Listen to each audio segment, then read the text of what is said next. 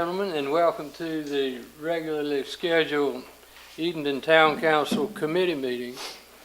In addition, tonight we're having a special meeting so that the Town Council can be briefed on the appraisal that was requested of Mr. Andy Piner, who did the original appraisal on the J.H. Conger building behind us here in the park. So we're going to get Mr. Piner up to the podium in a few minutes, and he's going to enlighten us on his most recent discoveries, and then we'll roll into our committee meetings. There's no action to be taken on this subject tonight. This is for our information, and we will have copies of his work in addition to what he tells us, and then we'll carry on from there. So, with that bit of introduction, I'd like to welcome Mr. Andy Piner. And if you would come to the podium and or wherever you want to make your presentation from. I'll come here. I stumbled over here anyhow. I'm not sure how much enlightening I can do, but thank you for that. It is a pleasure to be here tonight, and I'm glad to answer whatever I can.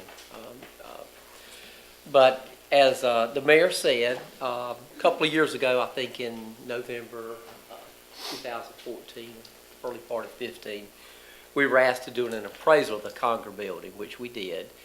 And in doing that appraisal, we actually came up with a value estimate of around $280,000, which was around $65 a square foot, $65 a square foot, excuse me. And most recently, toward the latter part of last year, Ms. Knighton called Greenville to see if we couldn't update our valuation, and so the first part of this year we could get to it, and we did that. And in doing the valuation, what we did, just as we did before, we came into the community here and tried to find out what other properties were selling for, just like if we're doing a home or an office building or a retail building or a shopping center or whatever. The most ideal way of valuing something is what other properties are selling for, what people are paying for them and what people are selling them for. And so we did that analysis back then, and we updated it this time as well. So I went into the public records to identify what has sold downtown or in the Edenton market primarily. And there's been a few things, and I think everybody knows about the Taylor building or the Taylor Theater, and there's been some others and all. But back in 2014, the sales that we came across in the market ranged from about $38 to $94 a square foot.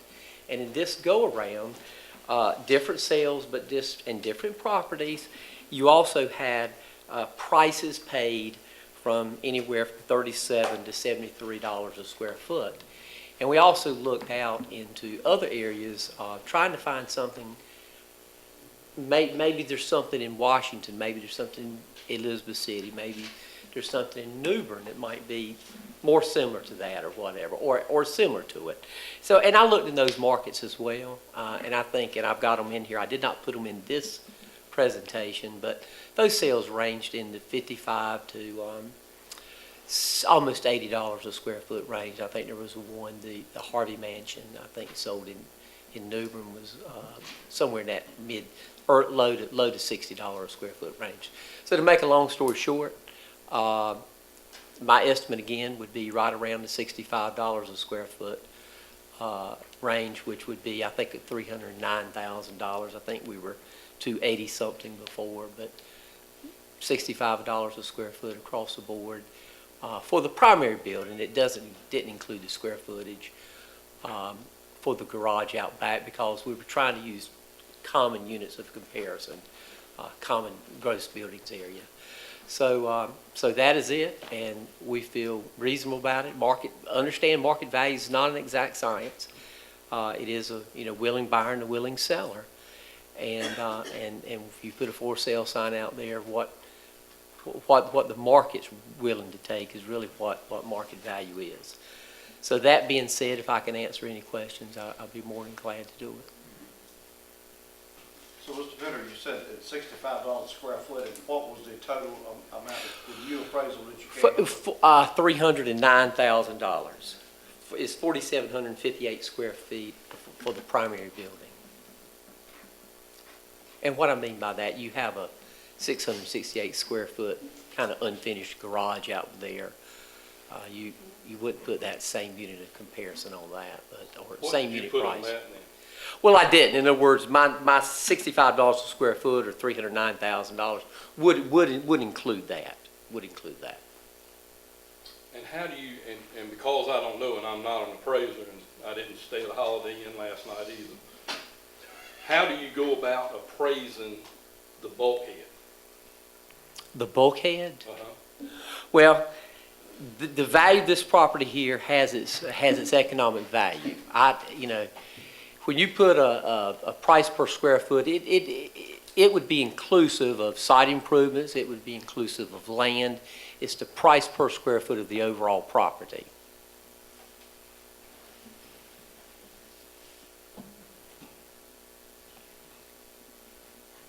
Andy, what acreage did you use in this revaluation?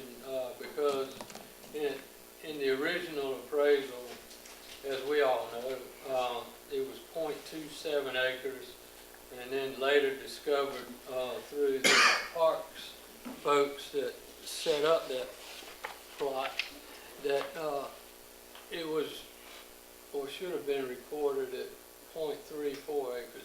Did that affect the valuation? Well, probably not, but I believe the map that we used for the update was 0.27. I think it was a different configuration of the land. Right. So I don't think there would be a measurable difference. You know, if we go in sometimes and do a cost approach and a market approach and an income approach, you may have a value indication by the cost approach, which would be the land and the buildings, reproduction cost, new list depreciation of the buildings, sales comparison approach. What does the what does the total package sell for and buy? You know, what is it sold and purchased for in the market? And then the income approach would be what's the economic value. And somewhere those three valuation methods should be pretty doggone close within a reasonable range. So they're all indicative of, and all should be indicative of each other, and they should be supportive of each other. But to go back with the land, I think the land area, what the survey I was given was 0.27 acres. There were three alternative configurations for the land, if I remember. Yeah. And I believe map C or exhibit C was the 0.27 acres. It was just a difference in shape, because I think you cut out the area in front of that little garage for your kayaks and all, I believe. Yeah, Is that right? Boats are stored on the ground right now. Yeah. I believe that was right. So I think the land area didn't change, square footage wise. Well, because the 2014 appraisal was like 282,000. Right. And the map that we gave you, well, the original appraisal was based on 0.27 acres. Right, right. And then when, as the mayor said, it was determined that a larger portion of property could be sold, and so that was 0.34. So the value, the 309,000, is that based on the 0.34 or still based on the 0.27? 0.27, but with a different configuration for the land. So how, and I guess what my question to follow that up would be, and I think you would get ready to get to that, is how do you make an appraisal on a piece of property that is 3.4, but you appraise it at 0.27? How is that done? Do what now? I'm sorry. Say that again, please. If the property is 0.34, how do you make an appraisal on a piece of property at 0.27? Because the survey I was given was for 0.27 acres. That was the first that you would get. That was the one that you just got recently? Yeah, this one I got when I met here last week and all. It's just a different configuration of the land. Is all it is they're both 0.27 acres. Well, we had a different survey done or found a different survey that shows the land at .34 acres. Yeah, there is one. There is one of that. There was an exhibit. So my question when I got into it was, which one are we utilizing? And it was the map C, 0.27 acres.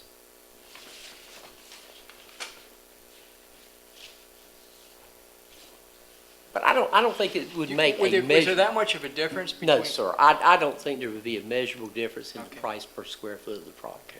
Well, If- going back to the redo of the .27 as it now is compared to what it was, that was the result of some of the negotiations and compromises that were struck during the conversations with other interested parties in trying to save that piece of land beside the bulkhead that Steve mentioned for the continued use as it is being used today, and that is to store those little sailboats in the off-season, well, year-round for that matter. But, Yeah, the original appraisal says there's no difference in square footage of the land. The original appraisal that I'm, map book 231, 548, is .27 acres, is what's written on here. Okay? And the one for the updated one is .27 acres. Just a little bit different in configuration of land. There's no land area difference. So you based it on the, .34 come from? Pardon me? The .34 was think of it as a square, that everything that could be sold. But then through all the discussions with, the members of the public, the group that wanted to continue to provide access and possibly, use from the garage building or the sail loft building, but then also to be able to use that property along the water edge to store kayaks. So you're right, Andy, we gave them 3 maps, but said, look, this is the one where it was kind of like the win-win, not quite the win-win that Mr. Burrows talked about, but it did provide for access and use for the sailing program. So you saying in your appraisal, the part that we're actually selling will not include that piece of property? Yes, sir. Yep. Does not include, I want to make sure I'm listening. Well, right here. Does not include that property Right. that has the kayaks and the canoes and the sunfish boats right now. Right. What I appraised did not include that, no, sir. Okay. are we Now- talking about the loft area, or are we talking about the land? the land. The land area, okay. Let me pass around Yeah, I think what was original. The original would be map A, okay? And what was redone was map C. Same square footage, just different configuration. Maybe that will help clarify it. And here was a map B that showed the square, and maybe you can see the difference. And maybe that'll be, see, this included the bulkhead, and maybe that's a little bit, maybe that answers your question. And I guess why I'm asking is, has Mr. Glover agreed that he doesn't want to buy that piece of property? Because if not, we need to have that piece of property appraised to go along with it. I mean, if he's not agreeing to it, He's indicated that he would be, I don't mean to be ugly here. I don't care about an indication. I want to know what he's got in a contract, what he says he will do. I sent him the appraisal this afternoon, so he wants time to review the appraisal and the updated price. Sure, and I think that's only fair to the people of Edenton And what, as to what he's buying. He is actually buying. And I got questions, but what you're saying is the appraisal either way, with or without that little sliver of land, is gonna be basically the same thing. It may not be measurably different, if anything, to be quite honest about it, yes. in dollar figures, what would be, there's nothing significant. So waterfront properties of no value? I'm talking about between .27 and Yeah. .34. Y- Is that what if- you're saying? if you had a .27 square foot medical office sitting over there by the hospital and one at .34 acres, and if they're the same 2,000, 3,000 square foot medical office building built in 1980, there may not be a whole lot of difference between the value of those properties. There may be some difference in the components of it, the land and the building, but the value, overall value, you probably couldn't tell the difference. I'd be hard pressed to say there would not be any value difference. I don't know if anybody would say that, but again, from the valuations were similar. There was no difference in that. So And then just- the reason for that is because the property pretty much has the same utility for the building and all. So just to be clear, now, we are including both of those buildings. Yes, sir. We're just talking about the land on the side where the kayaks are Kayaks. stored. Is that, just to be clear? Yes, Okay. yes, sir. Just the land in front of the garage opening, if you will. But do we know that Mr. Glover wants that? He said he would accept that. Yeah, he said he'd take the 34 or the 27. I mean, if he could get the 34, fine, but, I mean, it was my understanding, having sat here and listened to these conversations, that was a compromise agreement that was reached in conversation and passed on to Mr. Glover. He said, he was the one that, as a matter of fact, that suggested that he might be inclined to, he couldn't see any use or any value to that property for what he was proposing to do in the building. Because the customers can't even get to it. You'd have to knock a door on that wall to get out. And it's such a narrow sliver of land that it probably wouldn't serve any constructive or useful purpose for the operation of the brew pub.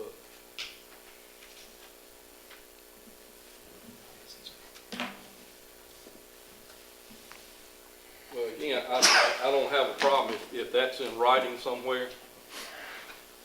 I mean, but, and I'm not knocking what you did here, but all my life in real estate, that all I have ever heard is location, location, location. I don't know how you can compare that building with something sitting over next to the hospital. I don't understand. You know, and I'm sure you've got an explanation for it. Yeah. But how Well, can you have yeah. a beautiful piece of waterfront and compare it to the hospital? Yeah. I don't understand. Well, number one, nobody's compared it to the hospital. You just did a few No, minutes ago. no, You said if you had a building I was giving you just an like that example. I over was there. giving you an example Right. of not as a comparison, but as an example in theory. Right. So that's the correct understanding of that. But again, just look at the market and what people are paying in the market. Again, there's been some change, measurable, maybe not, but certainly a value difference.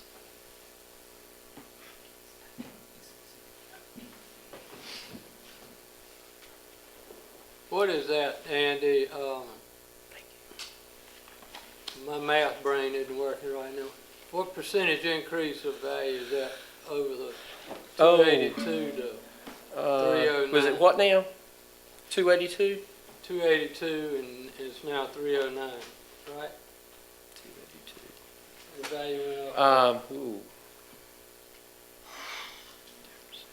I could do it myself. No, it's about 10% in round numbers.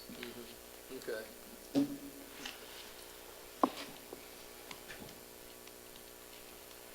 And that's Time is over, money. that's over a four-year period of time, to 2014. 2 years. 2 years, oh, 2 years. Exactly. That was 2016. Exactly. Those 3 years. Wait, 3 years. Oh, 3 years. 3 okay. years. It is. All right. 2005, 6, 7, and 8. 3 years. Right? 2015. 15. 16, 17, 8. I forget we're in 18 Almost 3 sometimes. years, okay.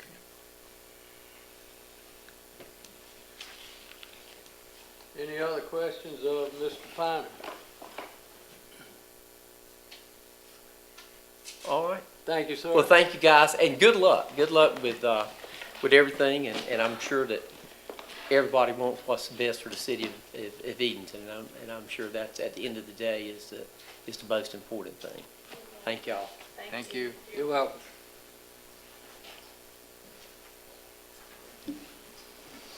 All right.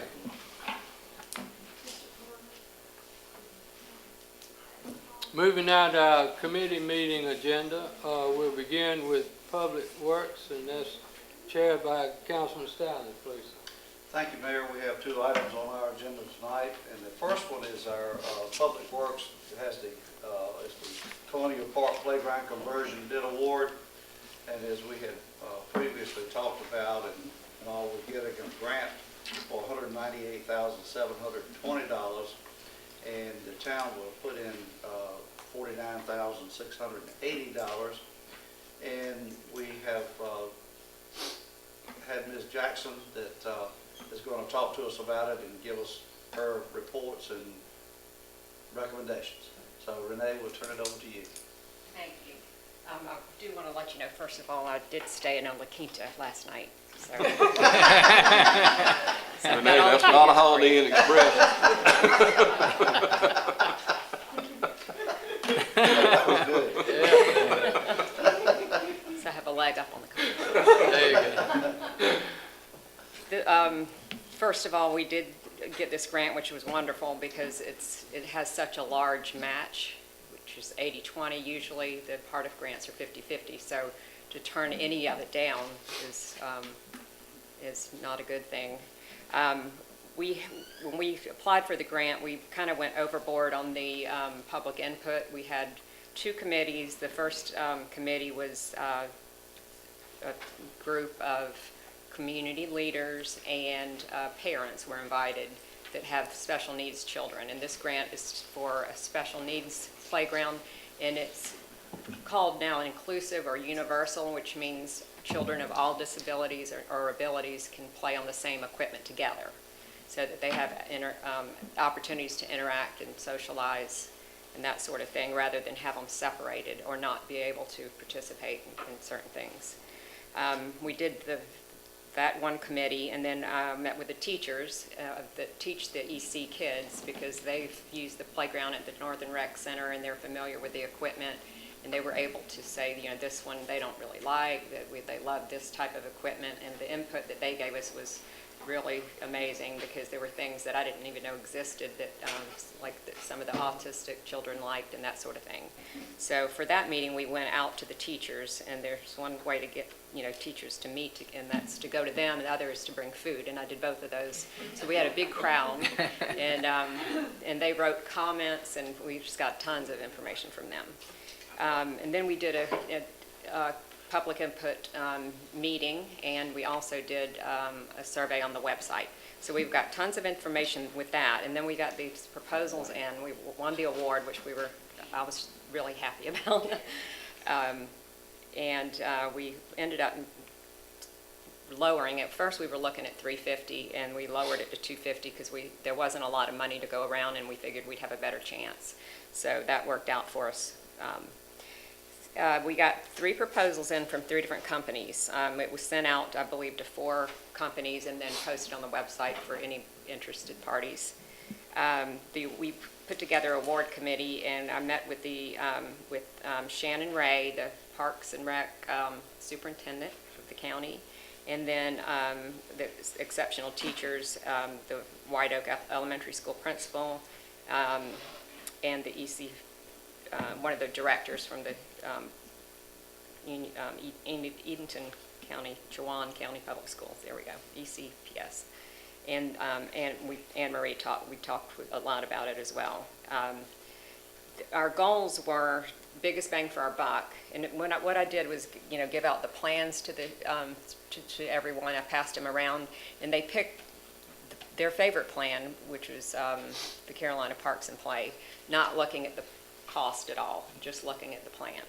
So we were looking at biggest bang for our buck, and then the plan that engages all of the following, and I think y'all have a copy of, and I won't read all of them, but fine motor skills, core strength, different motor skills and strength building, cardio, all of that, social development, cooperation, imagination, and also like color sensitivity and things for children that are deaf or have issues communicating, music, all of that stuff. It's just a little bit of everything.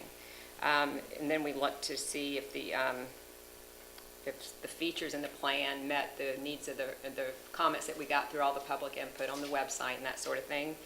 And I also checked all the references, and I checked Carolina Parks and Play, and they got glowing recommendations. We did have one issue with one of the towns, and they had to look back in their notes because there was a delay, and I thought, oh no, we were getting a negative recommendation, and it was the hurricane that delayed it. So, and they, that slowed them down a little bit, but they're able to move pretty quickly if we get the equipment ordered. So, what we also discovered in looking through the applications is that the one that the committee chose was $21,000 under budget, and they made an error with the sales tax, where they weren't supposed to include the sales tax because we'll pay the sales tax and then be reimbursed for it. So the price before the sales tax is what we go by, which is $21,000 extra we get to spend. So we chose a plan and still get to spend $21,000 extra. And I would encourage you to, if you choose this plan, to take advantage of that, since we get that 8-to-2 ratio, which is huge. What else was I going to tell you? Well, if you have any questions, let me know. The other plans, there were some features in them that if you want me to touch on any of those, I'm happy to tell you why they weren't chosen. But this company's got a great reputation. They did the one at the Northern Rec Center. They've done a lot of local playgrounds, and everybody seems pleased with them. So what we decided to do, and the plan that you received, we wanted to move things around, and no trees will be disturbed. They just kind of had their designer put it together, and it just needs to be angled, and things need to be moved around a little bit. But just for an example, we wanted to have like 2 stair steppers for exercise, and that's a $2,500 piece of equipment, and we've got $21,000, so we're going to be able to add more to this. And it has the double zip line. It was only planned with the double zip line, and that's probably the biggest, the thing that the kids will actually line up to get on. That it was their favorite thing. So that was one of the things that we said we've got to have one of those. And this was the only company that could provide the double one within budget. And it'll have one regular seat and one seat that has a contoured back for wheelchair transport. So the plan that you have before you will be altered if you choose to go with this company. Where are they based out of, Carolina Park? The company, but the equipment is Landscape Structures. The company's based out of either somewhere near Raleigh. I'll have to look. One's in Huntersville and one's near Raleigh. But I can check. I want to say they're near Raleigh because they're Cary. Yeah, Cary. Gotcha. So they're not too far away. Will we be able to use the existing? Oh, that's the biggest thing. Yeah. They're going to absorb the cost of taking that equipment and relocating it. And I totally forgot to mention that. The other company said, oh, if we take it down, it's going to fall apart. We can't save it. And this representative came out and he said he looked it over. He pulled up the tiles and looked at it, and he said, you've got a little bit of rust on one of the structures, but they're in great shape. It just needs to be sanded down and repainted, and it's good as new. It's already out of warranty, most likely, because of the age of it, so that's not an issue. And, sometimes some of the plastic, like the slides might break off, but they can be retrofitted back on. So he said that is included in the cost to remove that and relocate it to the MLK Park, if that's what you would like to do. Because I know the public has been wanting some renovations out there, some additions. Thank you, Renee. Does anyone have any questions of her? Any other questions? I'm not on your committee, There's but thank you so much for what you've done here. I mean, seriously, we put one of these through some money that we got from Trillium, over in Berkeley County. And let me tell you, it does you well to go watch the kids that couldn't, they can now. And, I mean, I know we talked about it a lot when we were getting ready to do it, but. Do you have a zip line? No, No. but this is very, very important to those children. Good. Absolutely. And Anne Marie has the color, or I don't know if I'm addressing you correctly, but, has color samples, but the Historic Commission will need to approve the color samples and the fencing. And the fencing on your drawing is just something they pulled up on their computer, but it can be changed. They'll most likely want something that's has the vertical iron pieces. I can see this as a big Without draw spikes. down here. This is going to be a big draw, especially waiting in line for the zip line. Yes. Did you say the name of the company was Landscape That's Structures? That does- That's the, where the equipment comes from. That's the manufacturer of the equipment. And Carolina Parks and Play Right. is the company that is licensed to use Install. their equipment and install it. I was not being rude a while ago. I was trying not to be rude when I was texting someone, but I was texting our Parks and Recs director in Berkeley County to find out, Okay. and that's who did. I was over there. Did an outstanding job. I mean, Oh, good. they, We've gotten a lot of good feedback, and they're pretty local. yeah. We- And they use Landscape Structures. So, Oh, good, good. Will this area be fenced or secured? Yes. Okay. Right now, there's different age group equipment that accommodates different ages all in one spot, and it's not fenced in. And this way, if we go with this plan, all of the younger age children, it's created for 3 to 5, but older children, of course, can use it. And then the swings will still be there and be changed, but it will be encompassed by fencing. And then there will be exercise equipment for that will accommodate disabled veterans. We could do, the grant could be for children or disabled veterans, and we wanted to put something in for both because we have a lot of retired people, that may have served or not, but may have injuries or need rehabilitation and that sort of thing. So we've got equipment facing that preschool area or 3 to 5 area so that the children will be fenced in so it's a safety thing being close to the water, and the parents will be between them and the water, or the grandparents or whoever watching them, and they won't be able to get out so quickly. And the fencing will come in front of the building. We were thinking we could save money by not bringing it across and putting a gate on each end, and then we kind of discovered that they could be in and out of the bathrooms or disappear, so that gate gives them another barrier. And then people coming in and out won't, be interacting or around the children, so. And they said that's not a huge cost at all, so to expand that one line fencing. Also the swings, we're gonna leave the swing set where it is, and they'll put 2 just new swings on, 2 regular, 2 toddler swings, and 2 with a contoured back for older children that just need a back support. How about a timeline for all this? I mean, realizing you have to go before the Historic District Committee, and our board will meet early February, excuse me.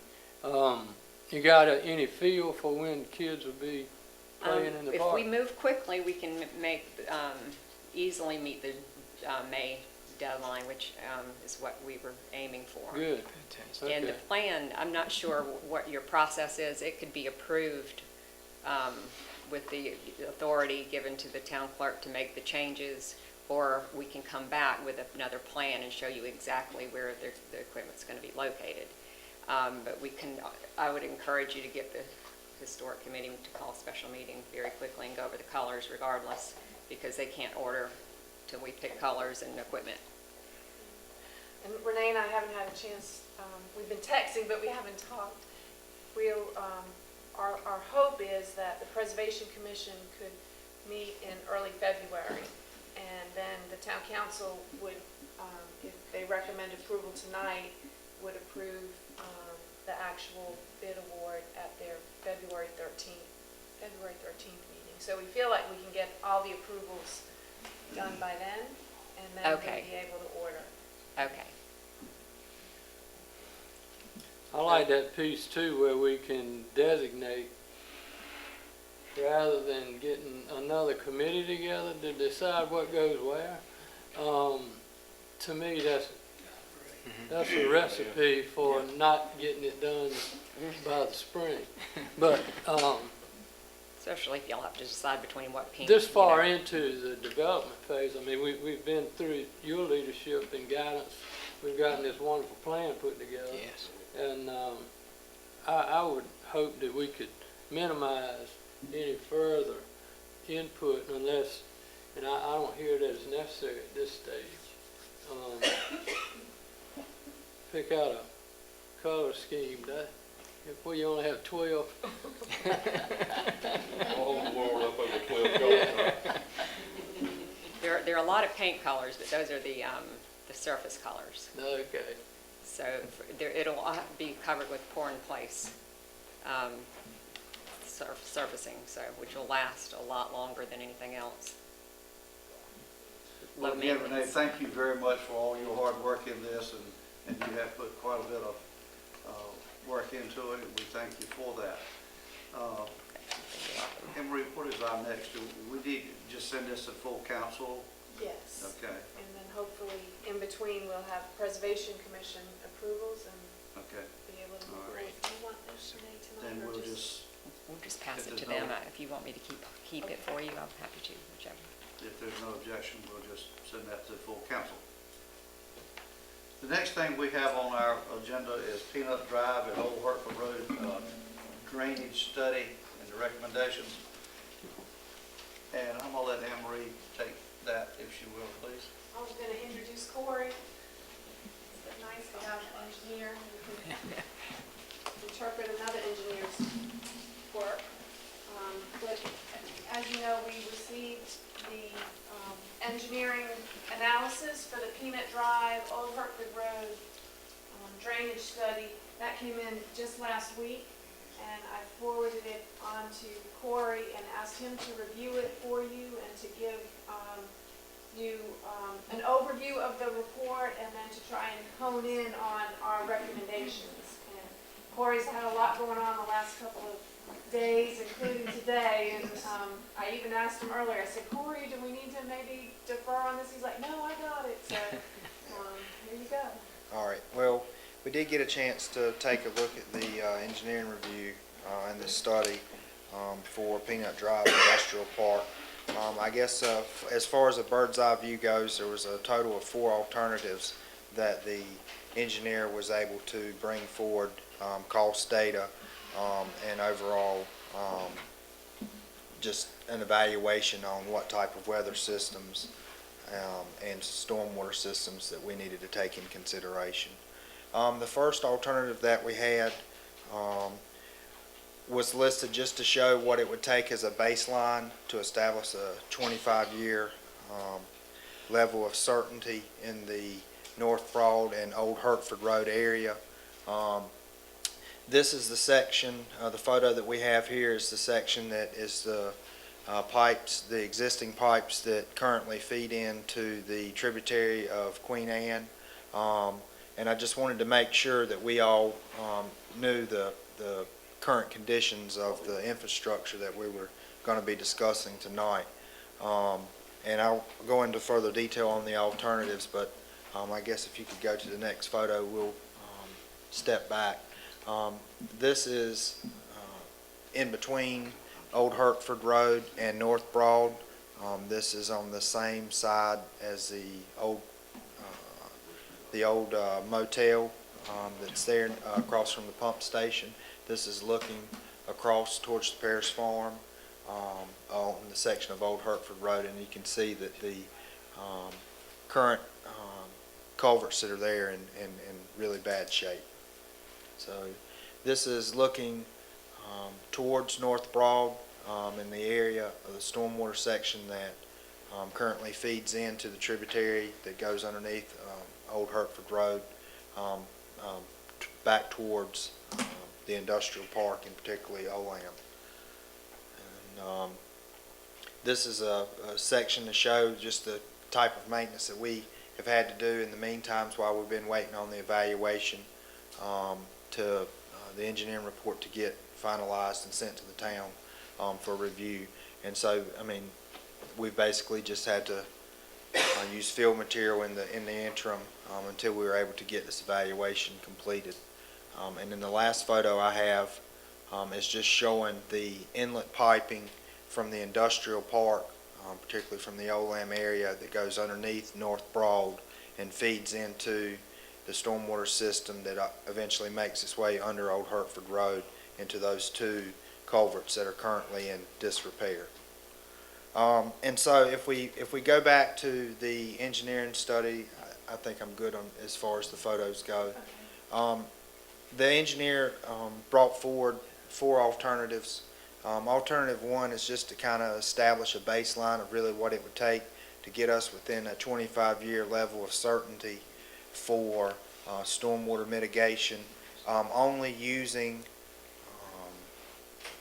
the current size corrugated piping that we have in place. Each of these alternatives all include the same type of changes from the North Broad Street area feeding into the section in between North Broad and Old Hertford, but where the variations in these alternatives are is in how we handle the stormwater going underneath Old Hertford Road. So again, alternative 1 was really set there to say, what do we need to do if we currently go with the same size piping and what's there in place, and only change what's feeding in from North Broad into that system. And it was really the most, it was the least cost effective, and it really did not get us to where we needed to be as far as a level of certainty. It did establish a 25-year level of certainty under Old Hertford Road, but the infrastructure cost just wasn't the most efficient way of looking at this. So that's really set there as a baseline, just for comparison purposes.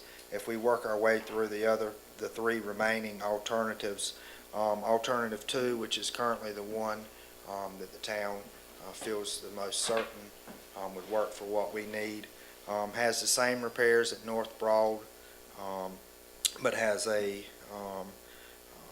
section that is a larger set of culverts, or actually 3 sections of 40-foot sections of pipe that would feed underneath Old Hertford and into the tributary on the south side of Old Hertford Road. Alternative 3, again, same repairs in the North Broad Street area. That includes the yard drain and just one small section of piping feeding in from the industrial park. But this actually has a section of the roadway that's raised and allows for larger pipes, but again at additional cost, which really doesn't get us any more level of certainty than what we're currently shooting for. And then the last alternative that we have, again the same repairs at North Broad, but what this does is really kind of a long shot of overkill, 100-year level of certainty. It actually is where we would remove a section of roadway on Old Hertford, install cul-de-sacs, and actually put in new roadway through there. And this is by far the most expensive, but it would return that system to a more natural state, but it's really not the best fit for us financially and just for general use. And so that's really what I've got as far as the 4 alternatives that we've got from the report, and I'd be glad to handle any questions at this time. Would alternative 4 with a cul-de-sac, would the road just stop at a certain area and you would have to circle around? There would be a cul-de-sac on each side of the creek that's there now, the Stormwater Creek, and there would be a roadway just before you would get to the Peanut Drive entrance if you were just before our pump station, there's a section of land there that you would actually cut to your right, and it would come out just in front of the last house on Old Hertford Road prior to the Stormwater Creek.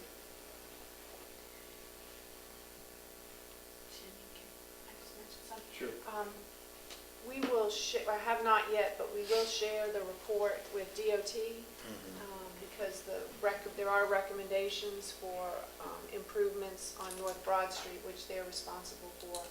And before you all authorized the engineering study, you wanted me to make sure that DOT was willing to, accept and consider any recommendations. And of course, they said they would, and hopefully they'd be able to work through their budget to fund any recommendations that were made. So that's a positive. And then I have had brief conversations with Olan, and they actually were interviewed by the engineer who did the study, and so they're aware of the benefit of some improvements on their property that will help reduce some parking lot flooding. So we're going to share the report with them as well. So we feel like between the town and the state and Olan that there can be improvements that will benefit everybody. So are we ready to move forward with that? And What we would like to do at this point, we need to get some more quotes based on installing 3 pipes, and our goal would be to try and have that ready for you to act on at the regular council meeting, because we know the residents are anxious Yeah. to get this improvement installed, so that would be our goal. What's the build at? Would it be 2 or 3, we're looking 2 or 3 months down the road for this to be completed? I mean, we could get the quotes pretty quickly. I would say we would have that, and then we would just determine a plan of action going forward for a timeline. Some of those residents have been complaining. They have, and they've been very Yeah, patient. they have. We'll try to get a good handle on the timeframes based on when they submit, when we get contractors to give us quotes to ask, what would their timeline be. Do you think we can have that by the February meeting? We're going to try. Okay. Does anyone else have any further questions? Is that a heavily traveled corridor, and is it weighted? The trucks sneak on there when they shouldn't, that kind of thing? Well, I think we may have some traffic that goes across to 32 from that area from the Yeah, I industrial know. park. I've seen trucks using Coke Avenue in that fashion before. And just wondering if that road is structured for that kind of weight, and we're going to put all this new stuff under there and have them continue to ride over it. Or maybe the new stuff would be more resilient and not Well, I fare think, as badly over time. yeah, I agree. I think that whatever we would put in there would be up to the same standards for any new technology that's there to hold that type of load for any of that travel that's coming through. Now, as far as the asphalt, that's And does the state set those weight Yes. limitations? But there again, you've had some complaints from the residents of Old Hertford Road about trucks going down that. There's not room for a car and a truck. No. Right. So are you saying maybe the town needs to buy a set of scales? I'm unemployed, I can sit out there and. Little weight station. Oh, wait a minute. Good luck with that. Yeah. It looks like it's been washed in and probably grown up someplace in the weeds. When it's redid, how wide would that ditch be and how deep? well, we wouldn't really change the width of what's there, but we do feel like that there's some in-house things that we need to try to take care of it in conjunction with replacing that piping where we would actually do the cleaning, similar to what we did in the Granville and NC 32 area in front of the medical center. As far as depth, we wouldn't want to really change what the original depth would have been, and I'd have to look further into the study to see what type of survey information is there to really establish what that is. But we would want to grade that appropriately for the piping to allow the piping to be at the engineer's recommendations as far as the below surface level of the water.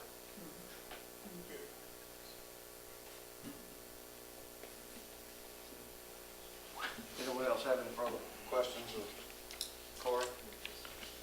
Thank you very much, Corey. Good report. Thank you. So if no one objects, we'll send that to the full council. And Mr. Mayor, that's all we have. Thank you. Next, our administrative committee will meet, and that's chaired by Councilman Biggs. Please, sir. Mayor, we've got two hopefully small items on the agenda for tonight. The building lease agreement for the Edenton Chowan Partnership. It's time to have that lease renewed. They were paying $125 per month, and the manager has recommended that we increase that 3% like we generally do on other leases. And I guess this is the same exact lease that Hood looked at before for them and everyone else. So without objection from anyone on the administrative committee, we will send that to the full council, if that's okay. And the second thing we have tonight is to talk about Nancy, to talk about B&Bs and you know, the Airbnbs and all this RVBOs. sharing economy that you know, we're all certainly familiar with now. You know, and I think Elizabeth's wondering how to go with zoning and regulations, and you know, she's trying to pull together some stuff from other towns and areas. And you know, I guess this isn't really the right time just to kind of throw it out, but I didn't know if anything new had popped up, Elizabeth, since we got this on Friday. Still looking to find more information from other towns. Nothing new. There's very limited information in North Carolina right now. Asheville has adopted some regulations, as has Buncombe County. The city of Raleigh has been looking at it for about 2 years. The city of Wilmington has been, and then decided not to do anything. The city of Wilmington has also been looking at it for about 2 years, and their city council will have a public hearing at the end of this month to look at their staff's recommended regulations. But that's about it, and no small towns on that list, as you note. So it's mainly our larger cities, and then it's only a few of them at this point that have regulations. How many Airbnbs do we have in town here? I'm guessing about a dozen or more, or? Well, that's one of the things that we have discussed is that we don't have a comprehensive list right now. Our best method would be to go online That's just what I like did, anyone yeah. else and see what's out there. And the task force sort of that's developed de facto has looked at a company, and I'm sure Anne-Marie and Nancy could probably speak to this a little bit more, called Air DNA, and one of the things that they may be able to do for us is kind of look at the data that's out there and find things that we might not see right off the top of the our own look, I guess, first look. And there are different categories to this whole issue as well. And I'm not sure how in depth y'all want me to get at this point, but Help us out. there are things that are known as homestays, which might be a room in someone's house where they are currently living, or their garage, room over their garage where they are currently residing. And then there are short-term rentals, which could be anything from, let's say you go on a business trip or a vacation, and while you're gone, you rent your home. Or you may have rental property that you decide that you want to rent on these short-term basis. Or you could decide that you have a second home in another place that you're going to rent on a short-term basis. And anything that's a short-term basis would be, well, that would be up to us to define. But as you can imagine, it's probably a week or less, and then it's consistent turnover. So there's a variety of different categories in this new venue of Airbnb. Their services they provide can be from anything from nothing, you just walk in and you get the house, to we've been made aware of some folks providing bed and breakfast type services. The Planners Listserv, which is an offshoot of the School of Government, it's a wonderful resource. When I posed the question to them, I got a full range of responses, basically anything from, well, check out what Asheville's doing or the city of Wilmington, all the way to, why would you want to regulate this? Just enforce the bed and breakfast regulations that you have. Be careful, you might be biting off more than you can chew. And the planner with the city of Wilmington said that it had been a long and difficult process for the city of Wilmington, with lots of public meetings and input and discourse and changing of regulations, and they're at the end of 2 years working on it. And they still don't have a decision. And I suppose that what we're asking from you all is a discussion about what the town of Edenton would like, and I know Anne Marie would like to give some background on what the folks in our existing industry have asked and said. And then we're here to answer questions. That's sort of a brief overview of what I've found, but. Tell me this, what is the safety factor in this? I mean, when we. Fire safety. Correct me if I'm wrong, when we do a B&B, they get inspected They every do. so often, and They do. whether it's a fire inspection or, I'm assuming they get Also- inspected by the health department. And permits and zoning, I mean, Yes, all of the above. They have health department permits, fire, building permit review as far as their fire rating. We issue a special use permit for bed and breakfast. So yes, if we are made aware of a business or an Airbnb that's operating de facto as a bed and breakfast, a traditional bed and breakfast, we should pursue that. Right. And send a letter saying that we've noticed that you're operating in this manner. You need to apply for a special use permit in order to operate as a bed and breakfast. Well, that takes care of that one category, but it does not address these other homestay or short-term rentals. And the question is being brought to you all as to how you feel about that, and whether you're open to that existing as it does now, which is anywhere, because we don't define short-term rental. We don't really define rental at all. So we define housing as single-family or multifamily, is how we define it. Right. We don't get into how long the people are in the unit or the house. So that opens up a broad new horizon for Edenton if we look into that. I do know. Ask a quick question. Yeah, sure.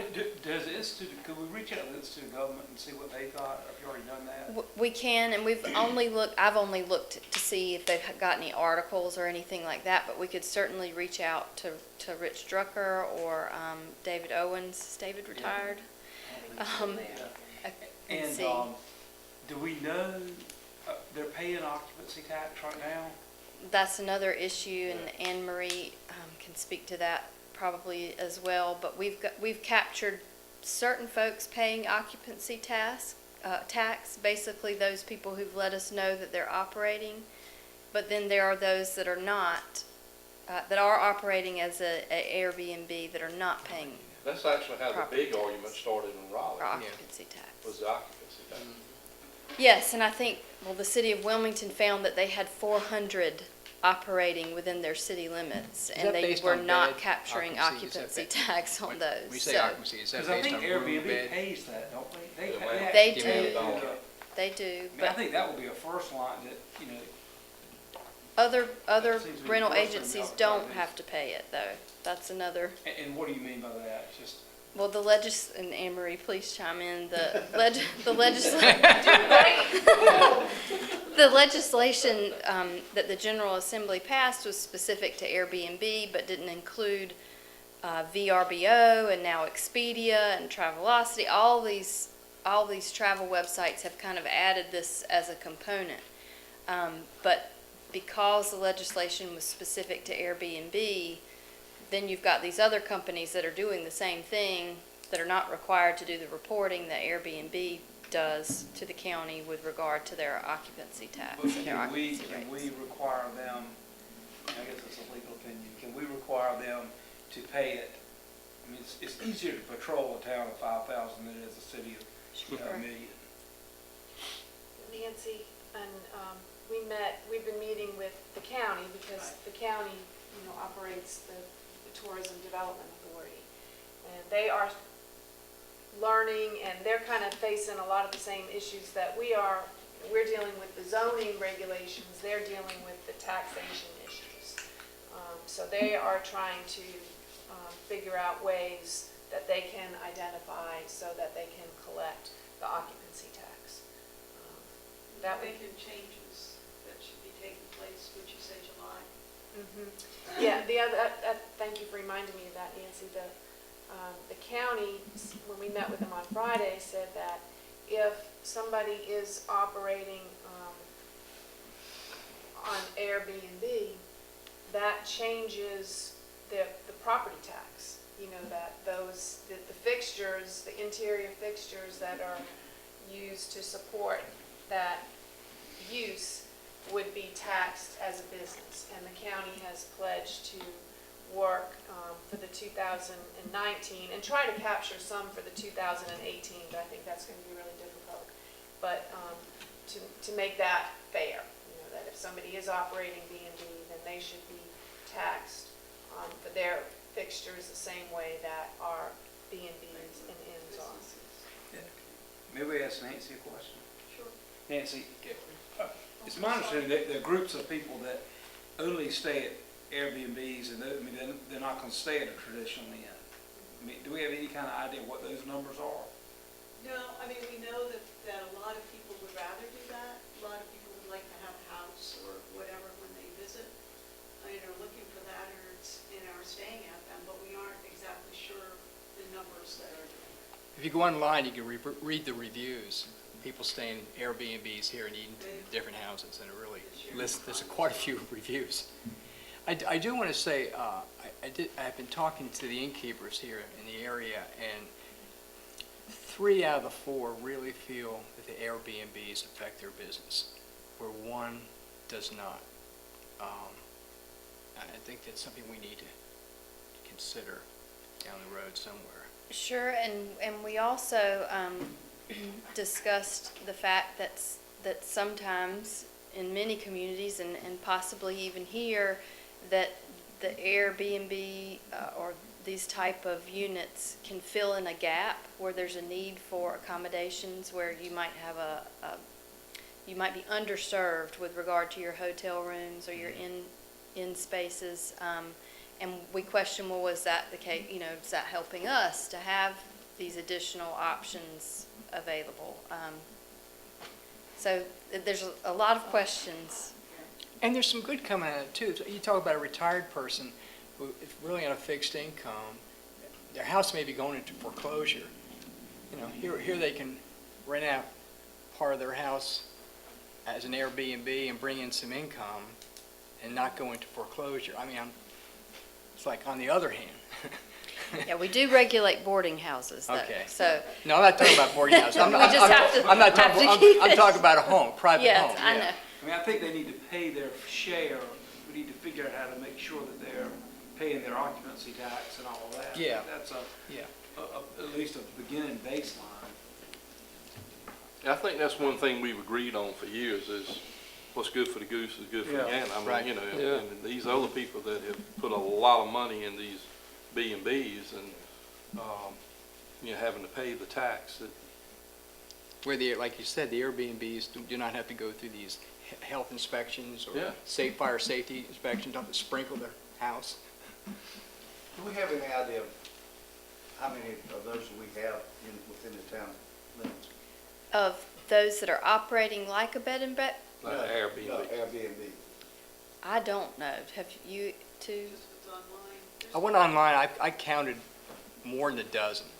Then you got people in Roper, Belvedere, Elizabeth City. And that, did you go to more than just Airbnb? I just went to Airbnb Edenton. So there are County. multiple There, yeah. sites that we could go and look, but I would say at least 12. At least. I'm thinking it's probably Well, much more. closer to 25 or so. Inside of Edenton? Yeah. Yes. Yeah. That's a shock to me.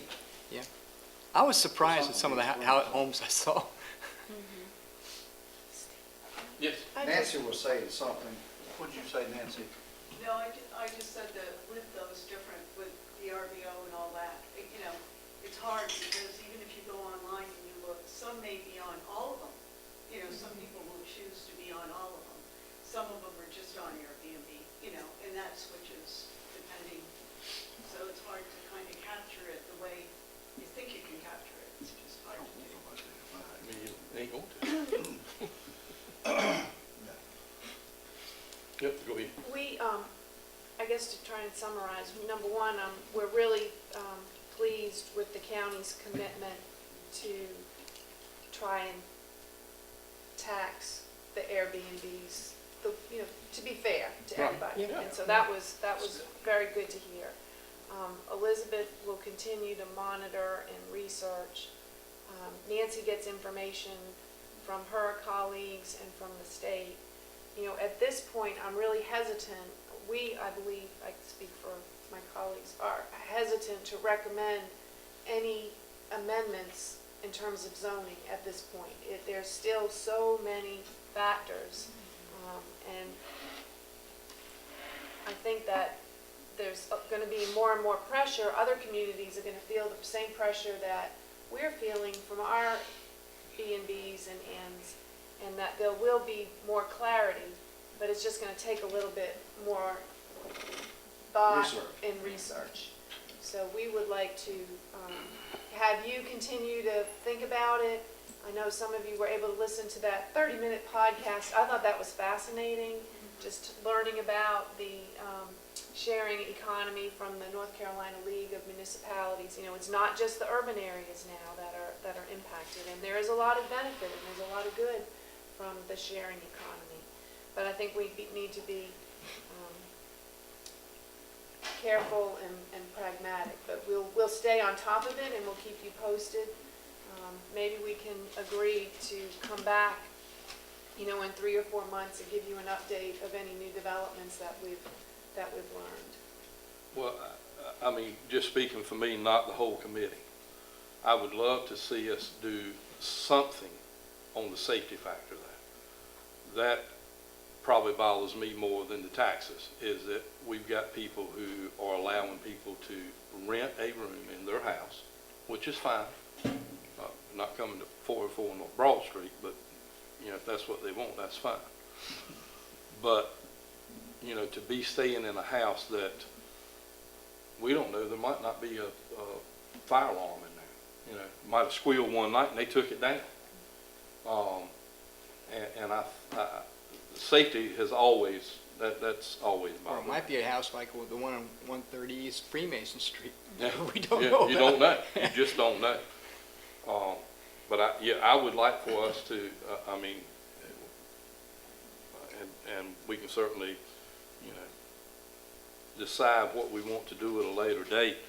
But I would like for us to know as much as we can possibly know how many there are, and what we do about that safety factor.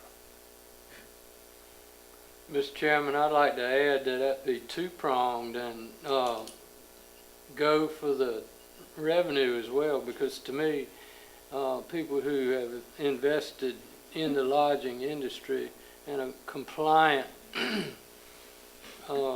they're losing, they got to be losing business They are. to this sharing economy.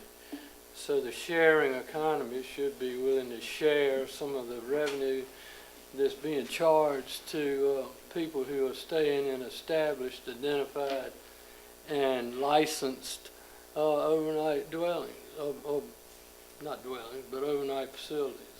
Who comply So- with certain regulations.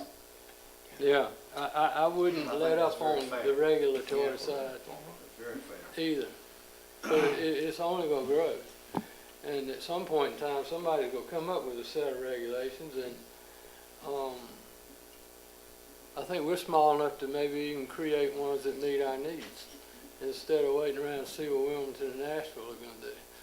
Elizabeth, has the General Assembly discussed this at all? Are they, Not that to my knowledge, introduced? outside of that one set of regulations or statutes about the occupancy tax and Airbnb. I would think that we would need to talk with our legislators, because for us to pass an ordinance that would require smoke detectors, I think that's going to require special legislation. But that's not impossible. I mean, Edenton was the first community in the state to require, we got special legislation to require smoke alarms in rental houses before anybody ever did. And now it's law for everybody, all rentals. So maybe we can ask Hood to look at that law and see if it would apply to Airbnbs. I mean, we can do that kind of research, certainly.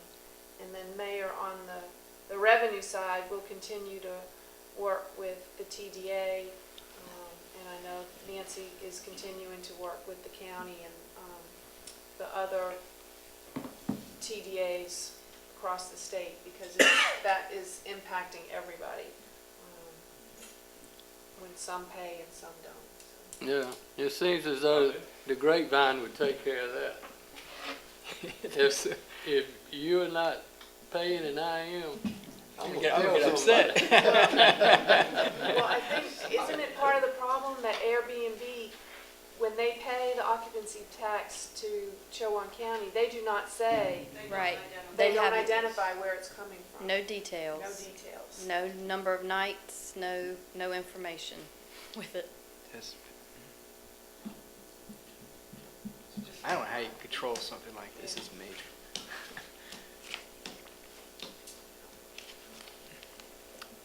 Okay, anything else on this? That was a bomb. Well, yeah, let's stay on it as much as we possibly can, and if there's a report we can get back in a couple of 3 months that helps us make some more decisions, and especially with the tax. I don't want to beat that dead horse, but the mayor was right. There's been a lot of money put in a lot of historic homes here to make them nice B&Bs, and what's fair for one's fair for all. All right, Mayor, well, I think that takes care of the administrative committee. Thank you. Interesting stuff. Utilities Committee is chaired by Councilman Bond, and he's not with us tonight. So, Anne Marie, would you talk about the modified agreement with the solar folks? Yes, Mayor.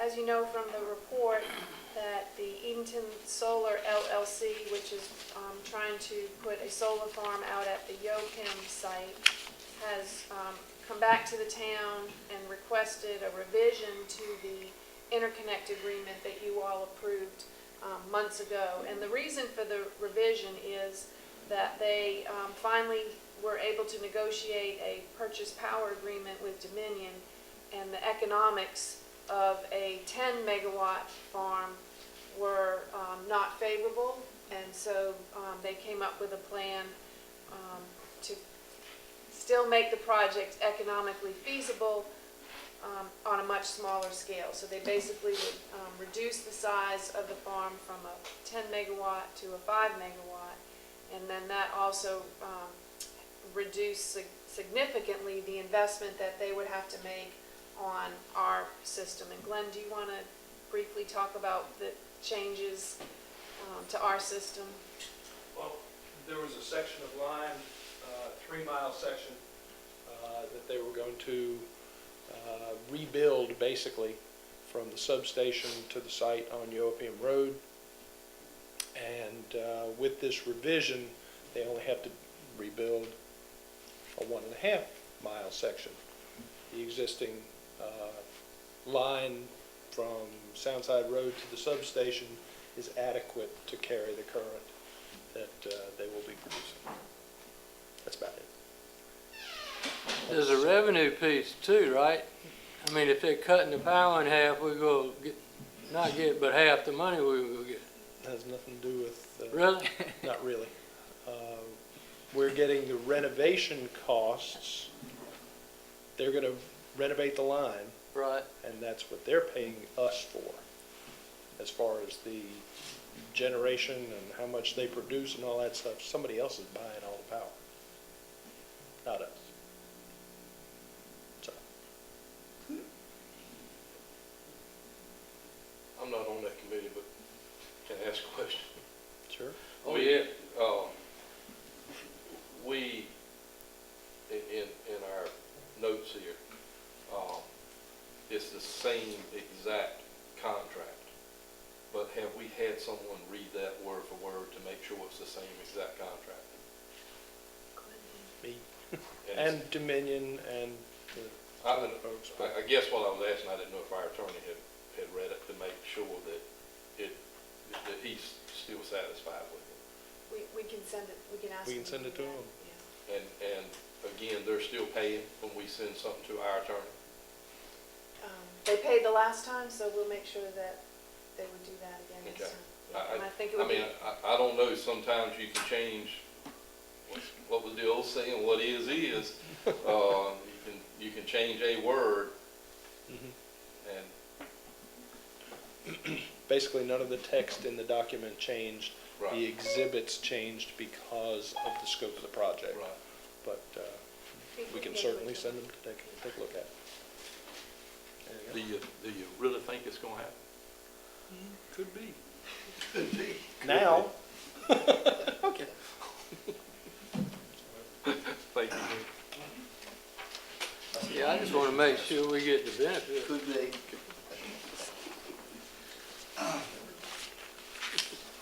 All right, that was a one-item agenda for that committee, and we, Mayor, can I ask one more question on Sure. that? How did the new tax bill affect that? Will that, have they mentioned that it might affect what they're going to do?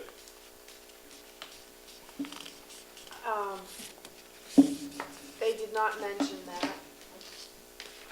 I asked them about the property tax legislation, but I can certainly ask them what the implications of the new tax bill are for them.